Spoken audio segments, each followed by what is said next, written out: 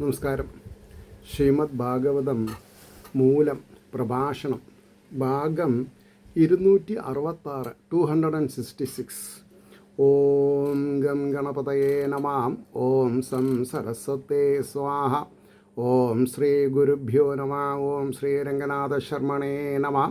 നാരായണ നാരായണ നാരായണ നാരായണ നാരായണ നാരായണ നാരായണ നാരായണ നാരായണ നാരായണ നാരായണ. ഓം ശ്രീകൃഷ്ണാർപ്പണമസ്തു. ഓം ശ്രീകൃഷ്ണായ പരബ്രഹ്മണേ നമഃ. ഓം ശ്രീകൃഷ്ണായ പരമാത്മനേ നമഃ. ഹരേ രാമ രാമ രാമ ഹരേ ഹരേ, ഹരേ കൃഷ്ണ കൃഷ്ണ കൃഷ്ണ ഹരേ ഹരേ. ശ്രീമദ് ഭാഗവതം തൃതീയ സ്കന്ധം 20-ാം അധ്യായം 47-ാമത്തെ ശ്ലോകം. തേതു തജ്ജഗൃഹു രൂപം ത്യക്തം യൽ പരമേഷ്ഠിന മിഥുനീ ഭൂയ ഗായന്തസ്തം യേഷ സ്തം ഏവോഷസി കർമ്മഭീ. ഇതാണ് ശ്ലോകം. ബ്രഹ്മാവിനാൽ ഉപേക്ഷിക്കപ്പെട്ടതായ യാതൊന്നോ ആ രൂപത്തെ അവരാകട്ടെ ഗ്രഹിച്ചു. പ്രാതകാലത്തിൽ ബ്രഹ്മാവ് ചെയ്ത ഉത്കൃഷ്ടകർമ്മങ്ങളെ കൊണ്ട് ഭാര്യമാരോടുകൂടെ പാട്ടുപാടുന്നവരായിരിക്കുന്നു. ഇതാണ് വാക്കാർത്ഥം. ഇനി അതിൻ്റെ ഭാവാർത്ഥം പറയുമ്പോൾ, ബ്രഹ്മാവിനാൽ ഉപേക്ഷിക്കപ്പെട്ട ആ പ്രതിബിംബ രൂപത്തെ, ഈ ഉപേക്ഷിക്കപ്പെട്ട രൂപം എന്ന് പറഞ്ഞിട്ടുണ്ടെങ്കിൽ അതൊരു ടെക്നിക്കാലിറ്റിയാണ്. ആ ഭാവം ഇല്ലാണ്ട് ആക്കിയെന്നാണ്. ഏതേത് ഭാവം അദ്ദേഹം സ്വീകരിച്ചു, അതിനെ ത്യജിച്ചു, വേറെ ഭാവത്തെ സ്വീകരിച്ചു. അപ്പോൾ തിരസ്കരിക്കുന്ന ഭാവങ്ങളെല്ലാം ഓരോരുത്തർ സ്വീകരിച്ചു എന്ന് മനസ്സിലാക്കിയാൽ മതി. അപ്പോൾ ബ്രഹ്മാവിനാൽ ഉപേക്ഷിക്കപ്പെട്ട ആ പ്രതിബിംബ രൂപത്തെ കിന്നരന്മാർ സ്വീകരിച്ചു. ഉഷക്കാലത്ത് ആ കിന്നരന്മാർ സ്ത്രീപുമാന്മാർ ചേർന്നുകൊണ്ട് ബ്രഹ്മാവിൻ്റെ സൃഷ്ടിയെക്കുറിച്ച് പാട്ടുപാടുന്ന സ്വഭാവമുള്ളവരായി ഭവിച്ചു. അതാണ് കിന്നരന്മാർ. 48-ാമത്തെ ശ്ലോകം. ദേഹേന വൈ ഭോഗവദാശയാനോ ബഹുചിന്തയാ സർഗേ അനുപചിതേ ക്രോധദുൽസസർജഃ തദ്വഭു. അതിൻ്റെ വാക്കാർത്ഥം, സൃഷ്ടികർമ്മം അഭിവൃദ്ധിപ്പെടാതായപ്പോൾ, പ്രോഗ്രസീവ് ആയില്ല. അങ്ങനെ വന്നപ്പോൾ എന്തായി? സ്ഥൂല ശരീരത്തോടുകൂടെ ബഹുവിധ വിചാരത്തോടുകൂടെ കിടക്കുന്നവനായിട്ട് കോപാദിക്കാത്താൽ ആ ദേഹത്തെ ഉപേക്ഷിച്ചു. ഞാൻ ഭാവാർത്ഥം പറയണു. സുഖാനുഭവത്തിന് ഉചിതമായ സ്ഥൂലദേഹത്തോടുകൂടെ ബ്രഹ്മാവ് കിടന്നുകൊണ്ട് താൻ നടത്തുന്ന സൃഷ്ടിവ്യാപാരം ഏതു വിധത്താൽ അഭിവൃദ്ധിയെ പ്രാപിക്കും എന്നിങ്ങനെ ചിന്തിച്ചു തുടങ്ങി. അഭിവൃദ്ധിപ്പെടാത്തതാലോചിച്ചപ്പോൾ ക്രോധമുണ്ടായി. അതെല്ലാവരുടെയും സ്ഥിതി അങ്ങനെയാണല്ലോ. ആഗ്രഹിച്ചത് നടന്നില്ലെങ്കിൽ ക്രോധമായി. ഉടനെ ആ ക്രോധാത്മകമായ രൂപത്തെ വെടിഞ്ഞു. ഇനി അത് ആരാണ് സ്വീകരിക്കണതെന്നാണ് അടുത്ത ശ്ലോകത്തിൽ പറയാം. 49. യേ അഹീയന്താമുദ കേശ അഹയസ്തേ അംഗജിരേ സർപ്പ പ്രസർപ്പത ക്രൂര നാഗ ഭോഗോരുഗന്ധര. അത് നാഗങ്ങൾ സ്വീകരിച്ചു എന്ന് തന്നെയാണ് പറഞ്ഞത്. ഹേ പൂജനീയ വിതുര, മൈത്രേയർ പറയാണ്, ഈ ശരീരത്തിൽ നിന്ന് യാതൊരു തലമുടികൾ അഴിഞ്ഞു കിടന്നുവോ അവ അഹികളായിട്ടും സർപ്പങ്ങളായിട്ട്, വേഗത്തിൽ എഴയുന്ന സർപ്പങ്ങളായിട്ടും, പടങ്ങളുള്ളവയും തടിച്ച ശിരസ്സോടുകൂടിയവയുമായ നാഗങ്ങളായിട്ടും ജനിച്ചു. അപ്പം സർപ്പങ്ങൾ വേറെ, നാഗങ്ങൾ വേറെ. കിടന്നിരുന്ന സമയം ബ്രഹ്മാവിൻ്റെ അഴിഞ്ഞു കിടന്നിരുന്ന തലമുടിയിൽ നിന്ന് അഹികൾ, പാമ്പുകളുണ്ടായി. അങ്ങുമിങ്ങും എടുത്ത് എറിഞ്ഞു ചലിപ്പിച്ച് കൈകാൽ മുതലായ അവയവങ്ങളിൽ നിന്ന് ക്രൂരങ്ങളും വേഗത്തിൽ പായുന്നവയും പടമുള്ളവയും മഹത്തായ തലയുള്ളവനുമായ സർപ്പങ്ങളുണ്ടായി. അഹികൾ, സർപ്പങ്ങൾ, നാഗങ്ങൾ എന്നിവ സർപ്പജാതി വിശേഷങ്ങളാകുന്നു. അഹി വേറെ, സർപ്പങ്ങൾ വേറെ, നാഗങ്ങൾ വേറെ. 50-ാമത്തെ ശ്ലോകം. സ ആത്മാനം മന്യമാന കൃതകൃത്യം ഇവാത്മഭൂ തഥാ മനൂൻ സസർജാന്തേ മനസാ ലോകഭാവനാൻ. ആ ബ്രഹ്മാവ് എപ്പോൾ ആത്മാവിനെ കൃതാർത്ഥനായെന്ന് വിചാരിക്കുന്നവനായി ഭവിച്ചുവോ, അപ്പോൾ അവസാനത്തിൽ മനസ്സുകൊണ്ട് ലോകരക്ഷയ്ക്ക് മതിയായ സത്വശുദ്ധിയുള്ള മനുക്കളെ സൃഷ്ടിച്ചു. മനുക്കളെ സത്വശുദ്ധി, ട്രാൻസ്പാരൻ്റ് ആണ് അവരുടെ ചിന്തകളൊക്കെ. ഇനി അതിൻ്റെ ഭാവാർത്ഥ പറയുന്നത്, ബ്രഹ്മാവ് എപ്പോൾ തൻ്റെ പ്രവൃത്തി സഫലമായി എന്ന ഭാവത്തിൽ കൃതകൃത്യനെന്ന് ആത്മാവിനെക്കുറിച്ച് അഭിമാനിച്ചുവോ, ശരീരത്തെ പറ്റിയിട്ടാണ് അവർ ധരിക്കുന്നത്, അഭിമാനിച്ചുവോ, അപ്പോൾ ആ ഭാവരൂപമായ മനസ്സാകുന്ന ഉപദാനദ്രവ്യത്തെ കൊണ്ട് ലോകങ്ങളെ ധർമാദി പ്രവർത്തന ദ്വാര, വളരെ ഇമ്പോർട്ടൻ്റ് ആണ്, ധർമാദി എക്സെട്ര പ്രവർത്തന ദ്വാര പാലിപ്പാൻ പ്രാപ്തന്മാരായ മനുക്കളെ ഒടുവിൽ സൃഷ്ടിച്ചു. അപ്പോൾ ആ പ്രാപ്തിയിലേക്ക് നമ്മൾ എത്തണം. 51 തേഭ്യ സ അത്യസൃജത് സ്വീയം പുരം പുരുഷമാത്മവാൻ താൻ ദൃഷ്ട്വാ യേ പുരാ സൃഷ്ടാ പ്രശംസു പ്രജാപതിം. ജീവരാശികളുടെ സ്വാമിയായ അവൻ, ആരെ? ബ്രഹ്മാവ്, അവർക്കായിക്കൊണ്ട് സ്വകീയമായ പുരുഷാകൃതിയെ കൊടുത്തു. മുമ്പ് യാതൊരുവർ സൃഷ്ടിക്കപ്പെട്ടുവോ അവർ മനുക്കളെ കണ്ടിട്ട് ബ്രഹ്മാവിനെ പുകഴ്ത്തി എന്ന് പറഞ്ഞെന്താ? സൃഷ്ടി വൈഭവം ഫസ്റ്റ് ക്ലാസ്. ഇനി അതിൻ്റെ ഭാവാർത്ഥം പറയണോ? സകല ജീവരാശികളുടെയും സമഷ്ടി സ്വരൂപനായ ബ്രഹ്മാവ് അവർക്ക്, അതായത് മനുക്കൾക്ക് ഉത്കൃഷ്ടമായ തൻ്റെ രൂപത്തെ, പുരുഷാകൃതിയെ നൽകി. അപ്പോൾ അതിനു മുമ്പ് ബ്രഹ്മാവിനാൽ സൃഷ്ടിക്കപ്പെട്ട ദേവാദികളെല്ലാവരും പുരുഷാകൃതിയിലുള്ള മനുക്കളെ കണ്ടിട്ട് അവരെ സൃഷ്ടിച്ച ആ ബ്രഹ്മാവിനെ സ്തുതിച്ചു. 52 അഹോ ഏത ജഗൽ സൃഷ്ട സുഹൃതം ബദതേ കൃതം പ്രതിഷ്ഠിത ക്രിയായസ്മിൻ സാഗം അന്നമദാമഹേ. ഇവർക്കൊക്കെ ആഹാരം വേണ്ടേ? അതിനുള്ള ഏർപ്പാട് ചെയ്യണല്ലോ. അപ്പോൾ അതിൻ്റെ അർത്ഥം പറയാം, വാക്കർത്ഥം പറയാണ്, അല്ലയോ ലോകസൃഷ്ടാവേ, അങ്ങയാൽ ചെയ്യപ്പെട്ട ഇത് ശോഭനം, അത്യാശ്ചര്യം, യാതൊന്നിൽ ക്രിയകൾ പ്രതിഷ്ഠിക്കപ്പെട്ടവയായി പുരുഷ ശരീരത്തോടുകൂടെ ചേർന്നിട്ട് ഞങ്ങളും അന്നം ഭക്ഷിച്ചുകൊള്ളാം. അന്നം ഭക്ഷിച്ചിട്ടില്ലെങ്കിൽ പറ്റില്ലല്ലോ. ഇനി അതിൻ്റെ ഭാവാർത്ഥ പറഞ്ഞത്, ദേവന്മാർ ചെയ്തതായ സ്തുതി ബ്രഹ്മാവിനെ. എന്താ അത്? ഹേ ലോകത്തെ സൃഷ്ടിച്ച ഭഗവൻ, അങ്ങയുടെ ഈ സൃഷ്ടികർമ്മം, മനുക്കളുടെ സൃഷ്ടി എത്രയോ ശോഭനമായിരിക്കുന്നു, ആശ്ചര്യം തന്നെ എന്ന് പറഞ്ഞു. ഈ രൂപത്തിൽ പുരുഷ ശരീര സാധ്യകളായ സകല ക്രിയകളും ഉറപ്പിക്കപ്പെട്ടു.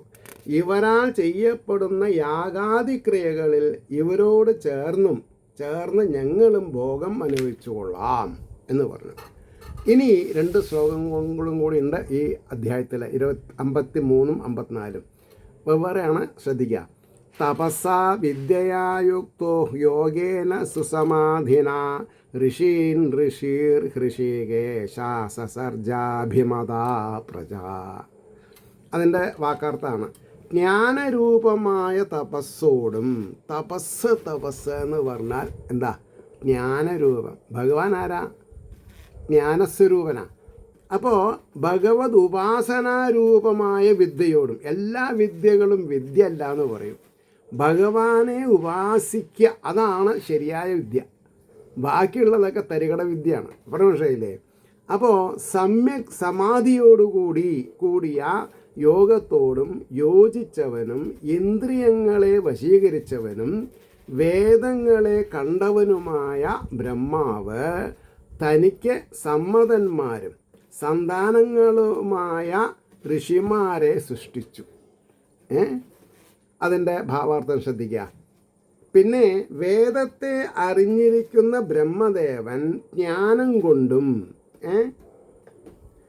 ഭഗവത് ഉപാസന കൊണ്ടും യമനിയമാദികളായ 8 അംഗങ്ങളോട് കൂടിയ ചിത്തനിഗ്രഹരൂപമായ യോഗം കൊണ്ടും ഇന്ദ്രിയങ്ങളെ അടക്കിയിട്ട് ഭഗവാനിൽ തന്നെ ഉറപ്പിച്ചിരിക്കുന്ന മനസ്സുകൊണ്ട് ഋഷികളെ സൃഷ്ടിച്ചു.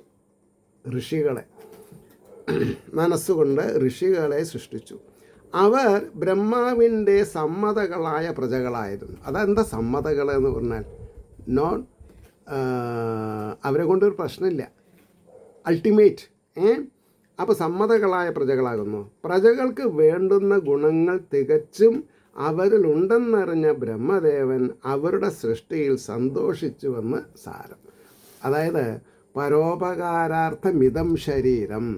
ഈ ഋഷീശ്വരന്മാർ തപസ്സനുഷ്ഠിക്കുന്നത് എന്തിനാ? ലോകരുടെ വെൽബീയിങ്സിന് വേണ്ടിയിട്ട്. അതിൽ അവസാനത്തെ ശ്ലോകം 54. തേഭ്യശ്ചൈകൈകശസ്യ ദേഹസ്യാം ശമദാദജ യത്തൽ സമാധിയോഗർദിതപോ അങ്ങനെയല്ല, യത്തൽ സമാധിയോഗർത്തിത തപോ യോഗാർത്ഥി തപോ വിദ്യാവിരക്തിമത്.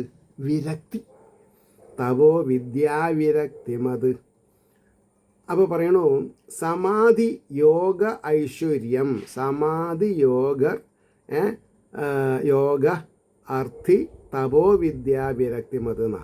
സമാധി യോഗൈശ്വര്യം ജ്ഞാനം ഉപാസന വൈരാഗ്യം ഇവയോടുകൂടിയ യാതൊന്നോ അതായിരിക്കുന്ന സ്വശരീരാംശത്തെ അവർക്കായിക്കൊണ്ടും ഓരോന്നായിട്ട് ബ്രഹ്മാവ് കൊടുത്തു. എന്തൊക്കെ ഈ യൂണിവേഴ്സിന് ആവശ്യമുണ്ട് അതൊക്കെ അദ്ദേഹം കൊടുത്തു.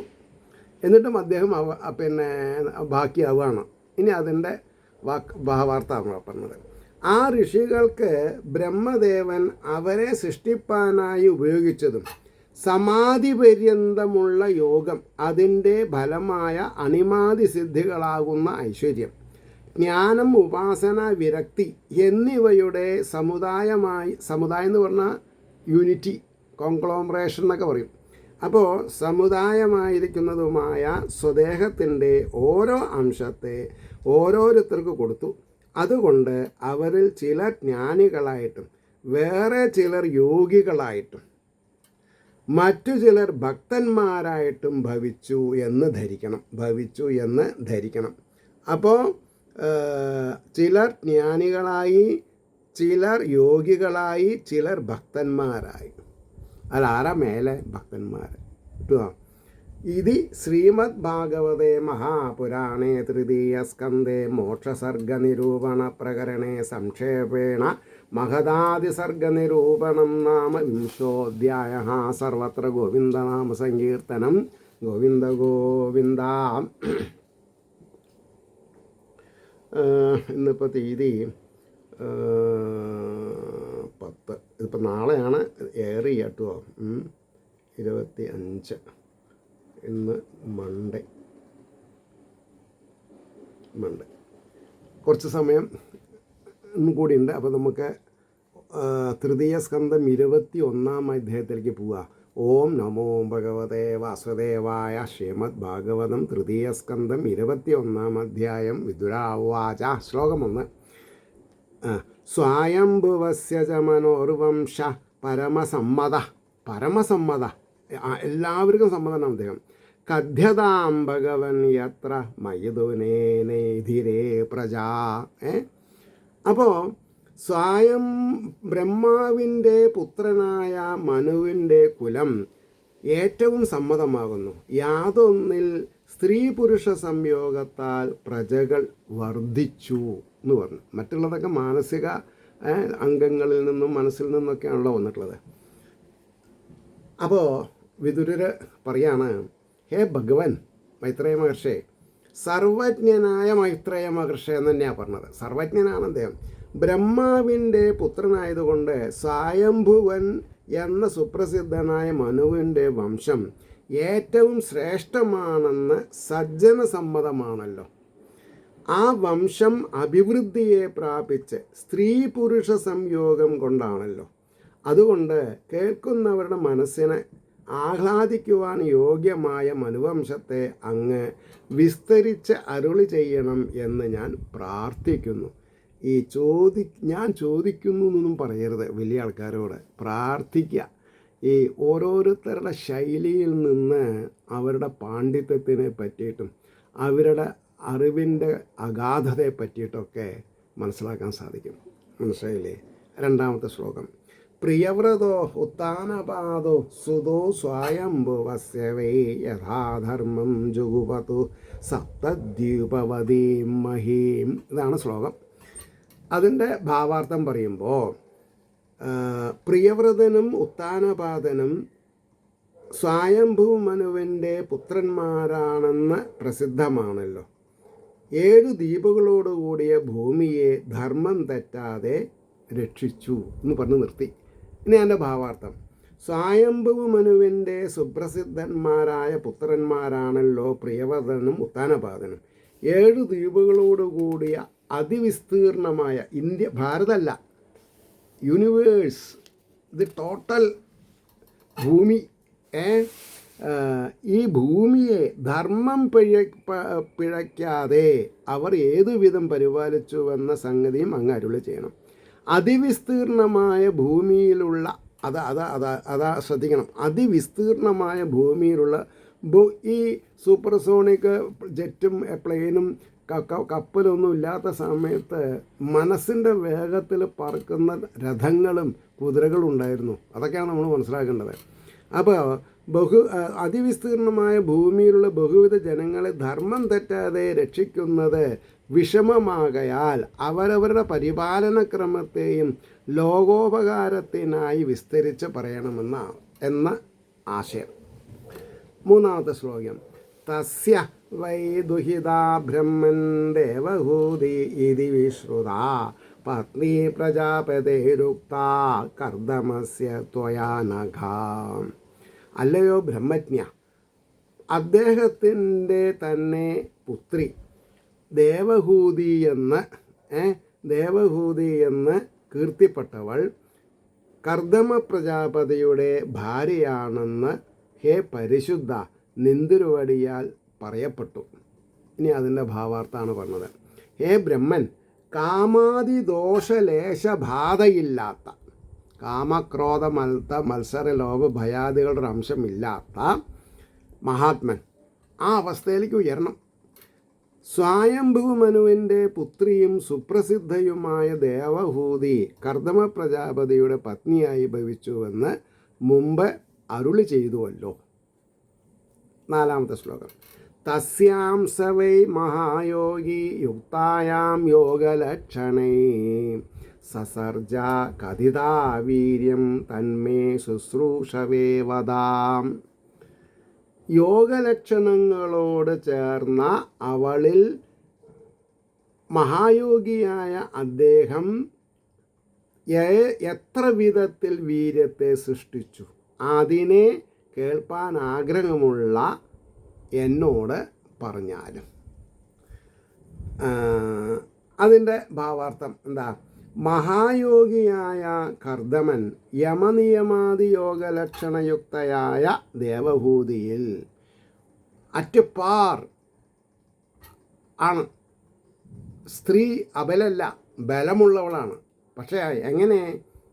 യമനിയമാദി യോഗലക്ഷണയുക്തമായ ദേവഹൂതിന എത്ര സന്താനങ്ങളെ ജനിപ്പിച്ചുവെന്ന് കേൾപ്പാൻ ആഗ്രഹമുള്ള എന്നോട് പറയണമേ.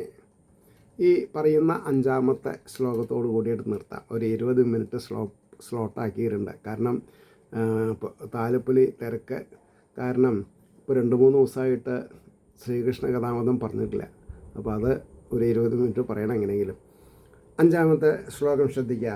രുചിര്യോ ഭഗവാൻ ബ്രഹ്മൻ ദക്ഷോ വാ ബ്രഹ്മണ സുതാ യഥാ സസർജ ഭൂതാനി ലബ്ധ്വാ ഭാര്യാം ച മാനവീം. ഇതാണ് ശ്ലോകം. ഹേ ബ്രാഹ്മണോത്തമ, ബ്രഹ്മാവിൻ്റെ പുത്രനായ ഐശ്വര്യസമ്പന്നരായ രുചിയും ദക്ഷനും മനുപുത്രിയെ ഭാര്യയായി ലഭിച്ചിട്ട് പ്രജകളെ ഏതുവിധം സൃഷ്ടിച്ചു? ഇതാണ് ചോദ്യം. ഇനി അതിൻ്റെ ഭാവാർത്ഥം പറഞ്ഞിട്ട് നിർത്താം. ഹേ ബ്രഹ്മൻ, ബ്രഹ്മപുത്രന്മാരും ഐശ്വര്യസമ്പന്നന്മാരുമായ രുചിയും ദക്ഷനും മനുവിൻ്റെ പുത്രിമാരായ ആകൂതിയെയും പ്രസൂതിയെയും ഭാര്യമാരായി ലഭിച്ചതിൽ പിന്നെ അവരും ഏതേത് വിധത്തിൽ സന്താനങ്ങളെ വർദ്ധിപ്പിച്ചു എന്ന് പറയണം എന്ന് പറഞ്ഞു. ഇനിയുള്ള ഭാഗം നമുക്ക് നാളേക്ക് വയ്ക്കാം.